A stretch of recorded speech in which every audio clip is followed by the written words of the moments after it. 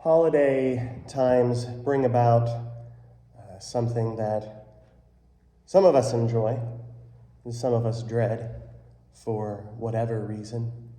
Family get-togethers. Sometimes you have to tread carefully during the family get-together, but that's not really why I kind of dread family get-togethers. No, it's because my family kind of knows how to cook, and they know how to make cookies. Christmas cookies, there are so many. It's like an overwhelming mountain of Christmas cookies. And all because of these cookies, I have to stop and I have to think and I have to use logic and reason, because logically, I shouldn't have an overabundance of these cookies, right? Like, that makes sense. We're told by doctors and talking heads on TV, like, limit your sugar intake, limit your carbohydrate intake, and cookies are the best of both of those things. But have you had Christmas cookies before? They're amazing.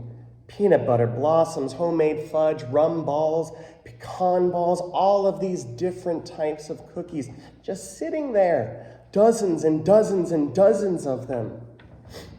And then I'm left feeling a little bit like Meryl Streep in that famous movie. And I have to make a choice. See, I have to pick and choose which cookies I'm going to partake of, because again, my choice is either I limit myself or I overindulge myself. And if I overindulge myself, I'm going to feel bad about it later. I'm going to feel real good right now because I got like 15 cookies on my plate. And if I don't overindulge myself, then I'm going to miss out on cookies. It's hard. It's like this lose-lose situation. Now, yeah, that's funny, but it also kind of highlights what life is actually like for us. Life, it would seem, is full of choices. Some of those choices are big. Some of those choices are small, but they are choices nonetheless. Some choices we don't even have control over. We just have them thrust upon us, given to us by other people or other events. And then we have to make choices based on the choices of other people. Choices inspire movies and poems and all sorts of other things. Robert Frost's famous poem, "Two roads diverged in a yellow wood, and I took the one less traveled by." Sophie's Choice, starring Meryl Streep, a good movie by all standards, and all of these things about choice, because our lives are impacted by choice. The question that we need to ask ourselves is, what kind of choices will we make? Having to choose something is an inevitability. It's going to happen. But how are you going to choose the right path? The reading from Romans this morning focuses on that which is the most important thing in the entire world, in the entire cosmos, the gospel of Jesus Christ. Paul, of course, writing to the saints of the Roman church, as he was wont to do. And he begins by speaking of God, speaking of God's promise. The knowledge that Jesus Christ is both God's promised Messiah and resurrected Lord, that those two things are one in the same. It is that which changes the world, and, as it would seem, people. Christ not only holds the power to change the world, but people as well. The 7 small verses this morning begin the letter to the Roman church. And Paul is going to explain a lot of things very quickly because he's got a lot to say in this letter. He first begins by explaining who he is. After all, if you're just writing someone and you're going to tell them how they are supposed to live their lives, they should know who is writing them. He is Paul, a servant of Jesus Christ. That's it. That's what we get. Set apart to be an apostle, to share the good news with the Gentiles. That's important. That's a very important fact. Because then he goes right into declaring the good news about Jesus Christ. And these are the things we all understand. And he makes mention of the Gentile people and says that this is his mission to go to them. And that is the key.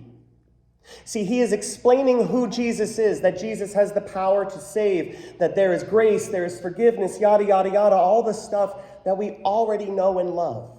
The basis of our theology, of our faith. But then he talks about himself, set aside to be an apostle, not just any apostle, no, the apostle sent to the Gentiles. Now this is a lot bigger than I think most people realize, especially at the time that this was written.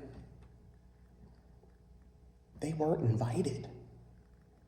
No, because see, Jesus Christ, the Messiah, he's born of David's line and came for the Jewish people, the house of Israel, right? Like, that was the plan. And of course, Paul, as we know, was absolutely 100% a child of Abraham. Had every right to what God was giving the world through Jesus Christ. And yet when Jesus comes, and that message is not received as it should be, there is miscommunication, there is hurt feelings, what happens?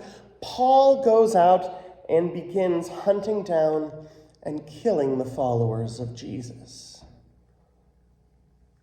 That is who Paul is. We know that. And you can't escape the past. You can't escape the person that you were. No matter how hard you try, you just have to work that much harder in the future to prove that you're not the same person as you once were. And that's why Paul doesn't belabor the point. They should probably know this by now. And they should know and understand who Paul is and what Paul has done and his mission. That's not important because Paul's not the important part here. The important part is Jesus.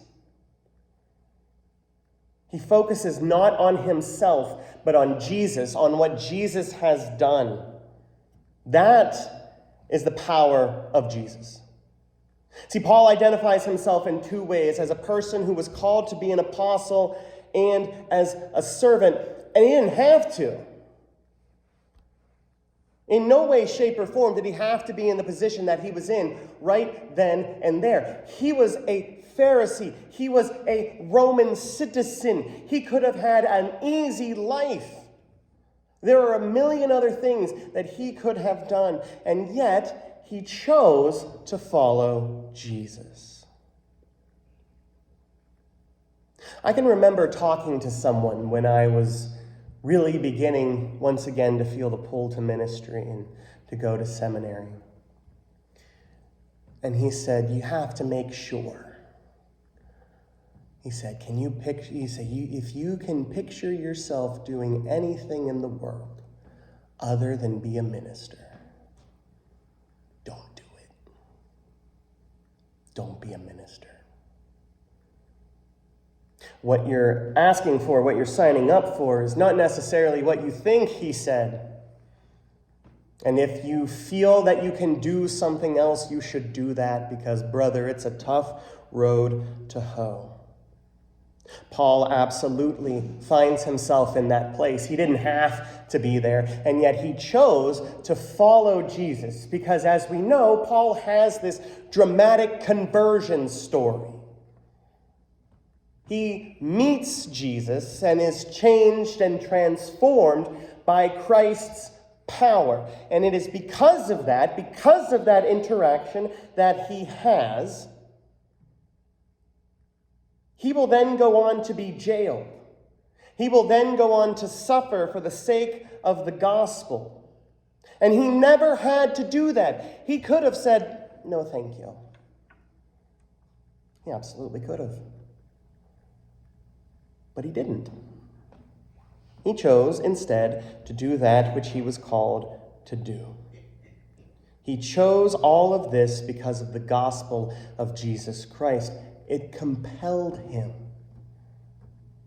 He understood who Jesus was, and he needed to be changed because of that.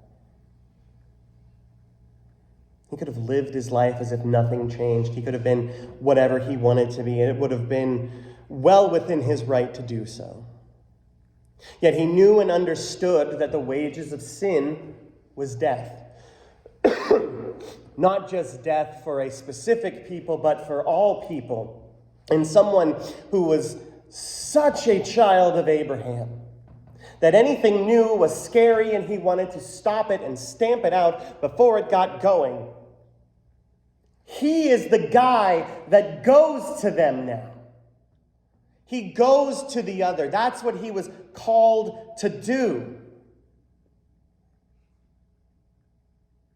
God is a God of mercy and a God of justice.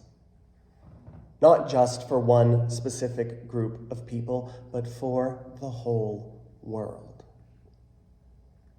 And how can a message like that not be shared? And who's going to share that message? It is because Paul encountered Jesus Christ that his life was changed, and because of his life being changed, he was changed. And if we're being honest here, it causes us problems today. The problem with the gospel of Jesus Christ is not that it shows a deficiency in anybody.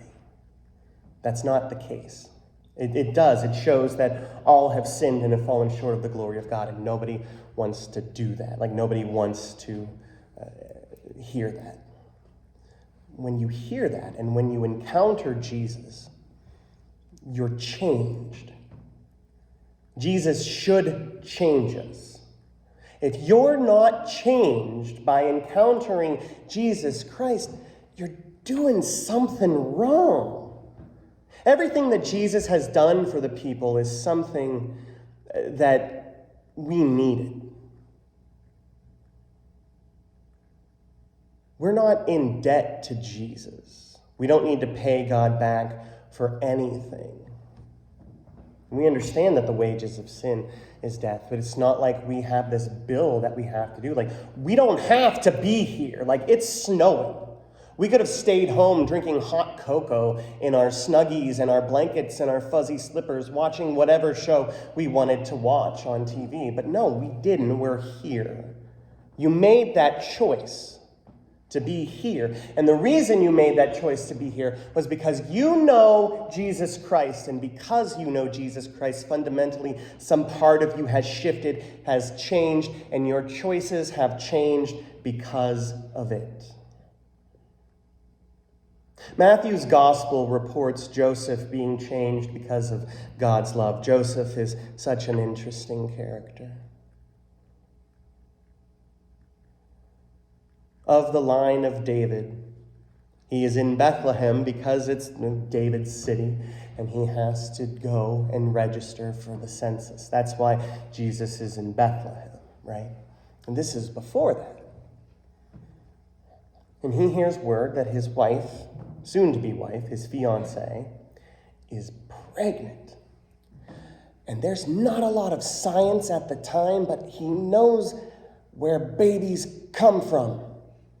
And he knows that you kind of need two people for that. Logic then dictates that Mary did something wrong. And yet, we read that Joseph was a righteous man. So righteous, in fact, that though it was well within his right to have her killed, publicly shamed, and stoned, he could have done that. And by the laws of the times, by the customs of the times, he would have been 100% fine to do that. And he didn't. Now, yeah, he's told by an angel not to worry.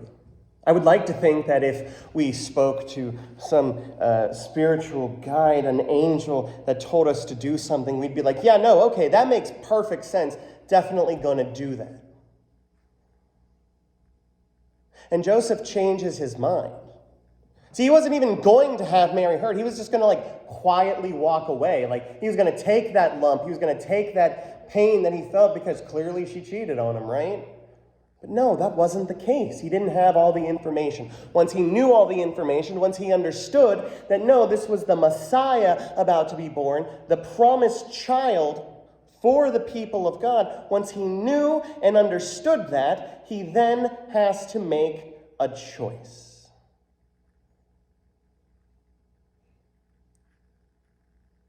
He could have broken things off quietly out of respect and love for Mary and her safety. I get that. That speaks so much to me.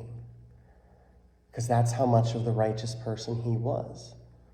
And the kind and loving person that he is. But once he has all of the facts, he understands that he has a role to play in this. See, what we read in Luke's gospel is that biologically, Mary is somehow connected to the line of David. Not super directly, but she's in there. You just have to find her. But no, the genealogy of Joseph is straight to David. You can track it straight to David. So genetically, yeah, Jesus is of the line of David. But legally, see, that was the thing. Yeah, no, he had to have that legal claim too. Because if you didn't have that legal claim, what difference did it make? If Jesus had any other name other than Joseph's son, he wouldn't have been David's son legally. Now, we know and understand that biology doesn't necessarily make a family. They didn't. So legal-wise, this was what was needed to happen.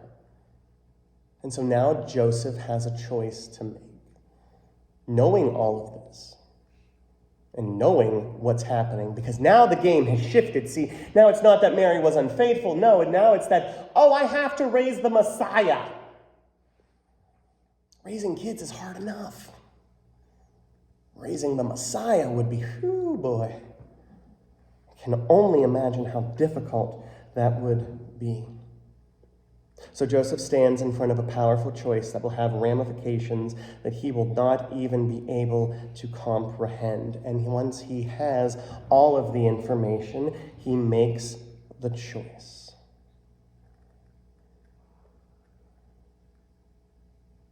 God is doing something, bringing about the salvation of the world through this child, this promised child that has been foretold of for so long.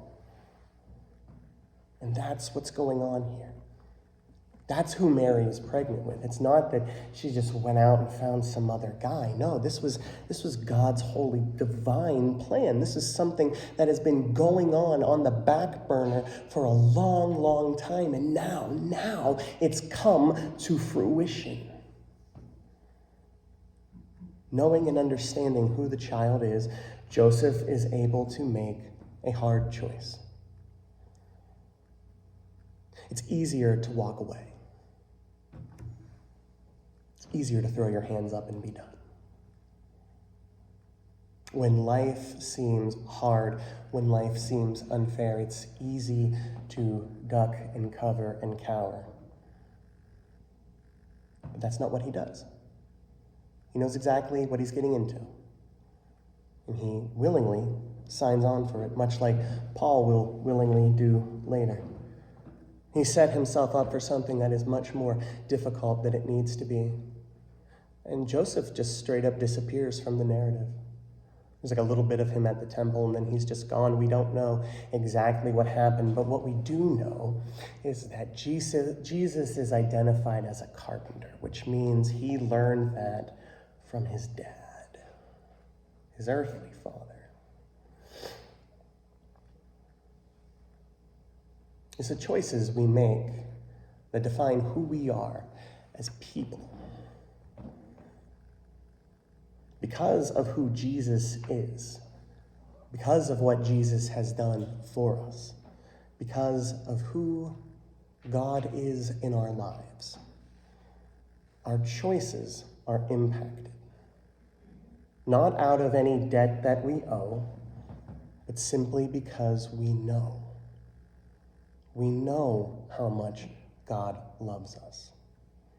It empowers us to stand firm and to make those hard choices, not for our sake, but for the sake of the God who loves everyone. Amen.